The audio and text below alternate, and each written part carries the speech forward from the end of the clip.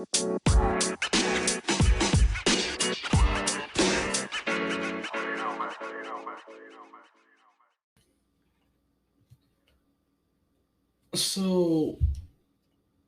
I just finished doing laundry, and I can't get this shit out my head. Me and Prince Akeem had a follow up conversation to the recent debate about the deplatforming of Andrew Tate and just how people are just being deplatformed from social media to app stores to overall just viewpoints of society. And the thing that got me was he hit me up about the situation with Donald Trump.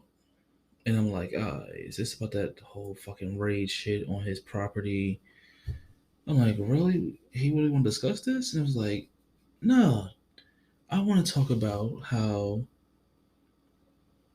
apparently Donald Trump's app, Truth Social, was removed from the Google Play Store.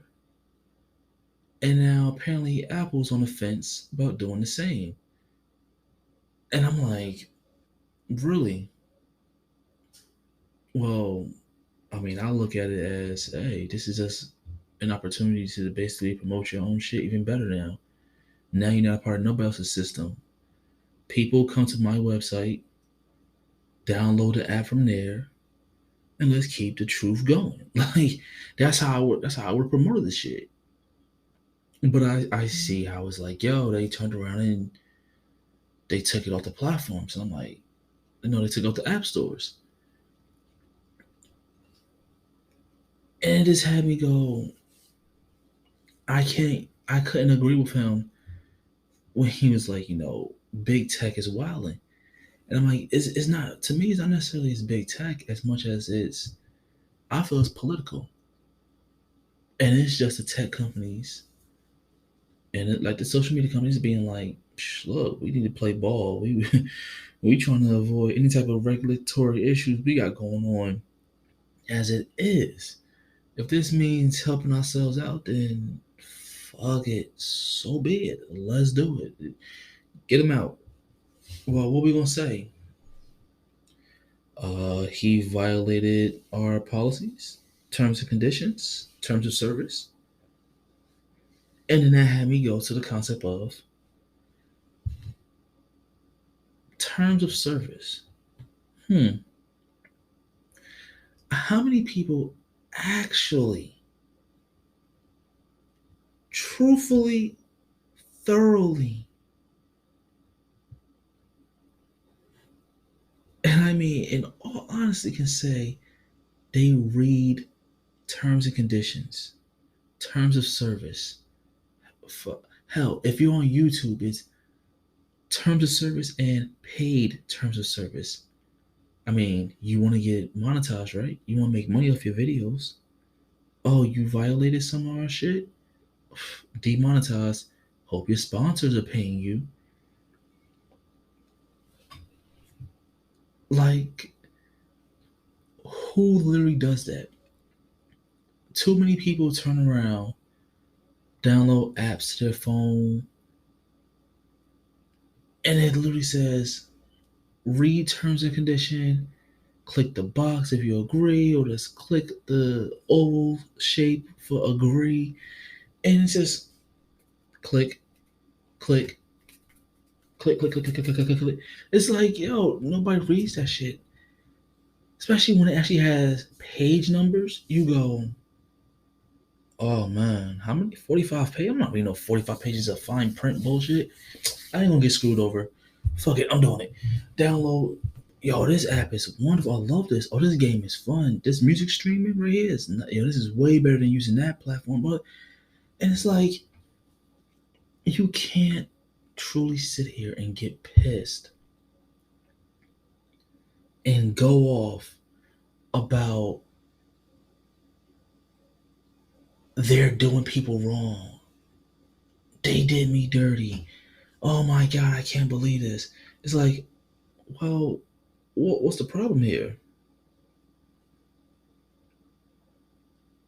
Like, seriously, what's the real problem here? Because I look at it and go, you should have been on your own platform. You should have read terms and conditions. You should have read that paid terms of service. The whole deplatforming and people getting kicked off and all this and that, the shit literally states they're subject to change. This is why when people was talking about, oh, we're gonna sue Robin Hood because they doing us dirty with the GameStop and AMC. Yeah, we're gonna get a class action lawsuit and this and that. Did anybody actually read that it says the whole arbitration stuff? You know, the whole legal aspect of things that goes on there on the platform and what you can do and cannot do, what you can sue them for and not sue them for, and how that legal proceeding will go about. This is why I didn't sign off on no global class action lawsuit. Everybody sign off and we're gonna go at them and get our money. Get what money? Motherfucker, if you bought that share at $4 or less and you finally cash out at 50, you made a profit. You came up. You're pissed because you didn't have a quick enough finger to hit sell, buy, sell, stop loss. Oh, so you're mad at your own stupidity, your own lack of knowledge, so therefore your ignorance. And now you say, we're gonna sue. Okay. When it comes to this entire thing of people being deplatformed and people can't make jokes no more, the concept of people are just too sensitive nowadays. I I'm like, come the fuck on. Seriously? People are too sensitive nowadays? People are just they're too into their feelings. Oh, men aren't men no more. Oh my god, all these this woke culture and these people. I'm like, bro, the woke term has literally become a political term. It has literally turned into a political verbal weapon of discrimination. Like, come on. This whole woke shit is ridiculous. Like, how many people was actually using that term prior to the past 2 years? Prior to prior to the pandemic, how many people was actually using the term woke? I mean, the first time I even heard that phrase was Childish Gambino's song when he was literally said, "Stay woke, catch him sleeping." Like, bro, he literally had that song and said that in the beginning of the song. For anybody that saw the movie Get Out, in the beginning, you heard him say, "Stay woke," and I'm like, okay, you heard it then. Prior to that, I don't ever, I mean, Chris Jericho voice, ever remember hearing somebody say that phrase, using that terminology. So I laugh when I hear people use it like, oh, all this woke culture and these people are so sensitive. No, people aren't sensitive. People aren't more sensitive or gotten too soft or weak. No, the truth is that people have always been like this. It's just so many different groups of people that represent so many different walks of life are all arguing and fighting for recognition at the same time, that you get this woke culture. You get this, people are so sensitive now. Oh, people are just, it's just ridiculous how soft. You can't even make jokes no more. You can't make this, that. You can't do this and that. Because everybody is seeing it as a free for all time to get their point across. But this level of sensitivity and making these remarks on YouTube about people's sexual orientation, their race, their religion. All this shit has always been there. Whether it's Twitter, YouTube, Instagram, Facebook, or we can take it back to MySpace, Tumblr. I mean, come on. You have people who say, oh, internet bullying on MySpace. Do we have to go back further to it was just message boards, AOL chat, the Yahoo messengers? Like, come on. Prince King literally made a remark and he said, it's not cool no more being on these platforms. They're no longer fun. Now, he said that in episode 7. He brought it up again. He said, it's just crazy how YouTube is now. Back in 2016, like, yo, you didn't deal with this. Like, you know, like people are just too sensitive. Like, you could, YouTube wasn't like this restrictive back then. And I'm like, I literally said it straight to him. I said, are you sure? Or are you just not paying attention? How many people literally have YouTube channels and have had their channels with strikes, had their channels completely banned, had to make new ones? People literally make videos and acknowledge this video is going to get demonetized. So here's a word from my sponsor. Here's a word from this episode's sponsor.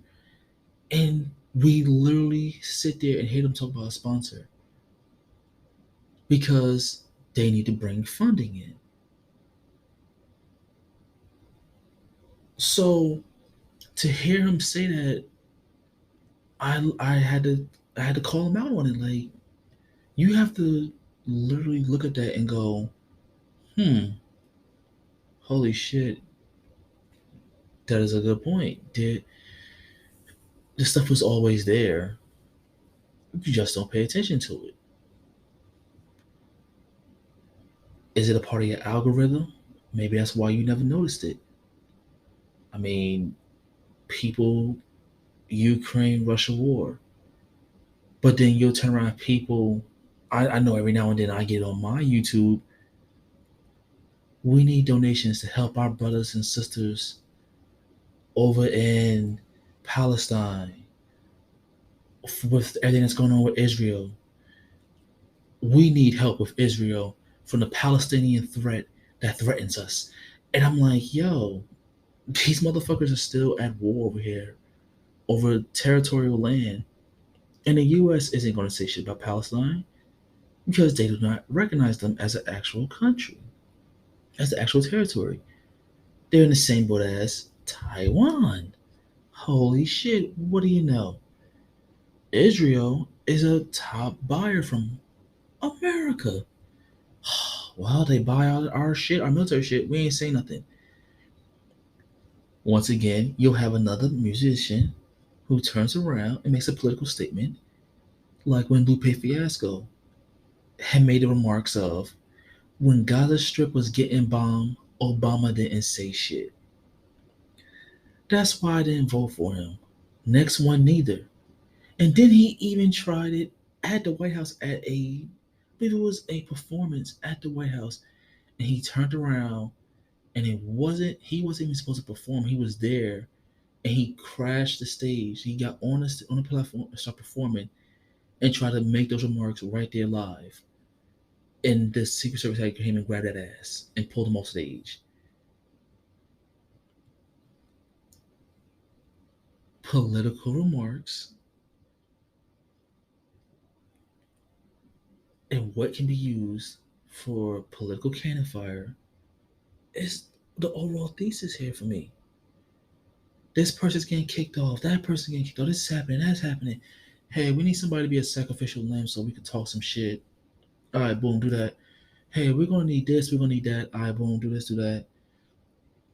Well, YouTube is wilding. Well, is it YouTube that's wilding or is it Google? Because I mean, YouTube is owned by Google. It is a Google company. Just like if somebody said, "Hey, WhatsApp is wilding," like I think somebody's monitoring my conversations, or my conversation got sent to somebody else and it was supposed to some shit.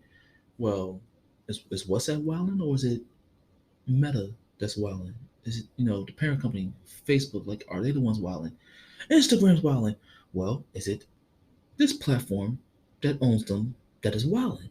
Are they out here bugging because they are, you know, listening to the government, listening to political people tell them what to do? If you turn around right now, and the British Parliament said, "Hey, remove these accounts, do this and that, and we will remove investigations into you guys. We will remove any type of investigations we got going on." Do you really think these tech companies would not do it? Do you really think these tech companies would not find a way to turn around and say you violated terms of service? This is why I said to Akeem, I'm like, look, man, like,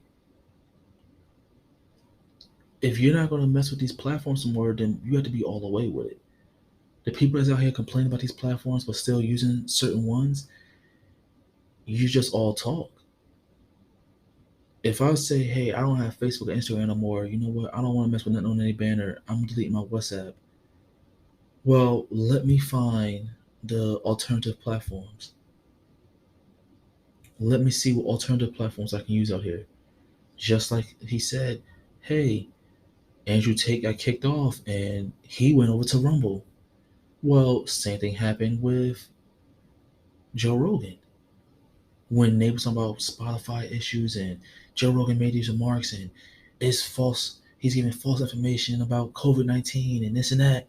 Well, he literally set himself up on other platforms and he literally created a Rumble account. He said, hey, I'm just creating this account just in case Spotify does get rid of me. I'm already gonna have a platform already set up with my information there. What Trump do? Fuck you guys. I'm making my own. I'm getting my own platform, which I can say whatever I want, when I want, how I want. Okay, Trump, go ahead. Do what you're gonna do. I will. And Trump did it. If it's that serious, you have to get alternatives. This is why I say everybody uses YouTube, but what is the alternative? On a previous episode, I covered the search engine Ecosia. It's an alternative to using Google. There's alternatives out there. The question is, are you going to search? I guarantee right now, if I ask somebody, hey, what's another alternative besides Pornhub? I just feel like Pornhub isn't good enough. Like the quality of porn on there isn't good. No, I'm not paying for OnlyFans or ManyVids. I ain't paying for see shit. Well, go on your phone, look at Twitter. What if I want to go to a porn site? Oh, I'm just joking with you, bro. Hey, look, you go to this site. People pull out an entire list of porn. Hey, I need a streaming platform to pirate this pay per view. You got this link, that link, this website good, that website's good. I'm trying to download movies, and I ain't trying to go to a movie. But I need some good quality movies. Oh man, I missed the days of Pirate Bay. Remember LimeWire? Yeah, I didn't use LimeWire. I used Ares Galaxy. Oh, I never heard that one. Now my boy put me on set. Oh wow, alternatives. You can find alternatives to download music, to download artist music, movies, TV shows, video games, software galore. But when it's time to connect with people and use the social media to be social or promote media content, it's like people minds shut off. Somebody pulled the drawbridge up and said, yeah, we don't want to let the enemies in or let you leave. So I'm gonna leave it as this. All this constant complaining without alternatives is pointless. It doesn't matter what country you're in, it's pointless if you don't have an alternative plan of action. Even if you're living under a dictatorship, without a plan of action, it is pointless. It literally becomes a way to just say, I'm a part of the group, I'm a part of the crowd, I'm moving with the pack, and we're going to talk, and our bite is going to be minuscule because technically it's non existent. We're toothless. But god damn it, if we can't bark our ass off and holler at the moon to try and get our point across, when in all actuality, we really don't care. But if something does change, there's even one thing, oh my god, maybe this does work.